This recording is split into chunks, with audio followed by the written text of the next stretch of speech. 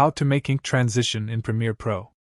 To begin, I added 2 videos and an ink clip to my timeline. You can download such clips from Pexels or Pixabay websites for free. Drag the ink clip into the third track and adjust it to the end of the first clip. Drag the second video into the second track and adjust its beginning to the beginning of the ink clip, and cut the rest of it. Now in the Effects panel, search for Track Matte key and add it to the first cut.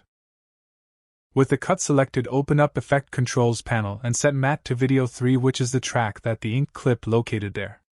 Set Composite using to Matte Luma. And now we have this nice ink opening transition between clips.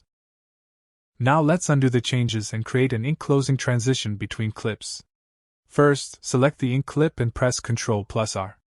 Check the reverse speed checkbox and click OK. Drag the first video to the second clip, then drag the ink clip to the third track and adjust its end to the end of the first clip.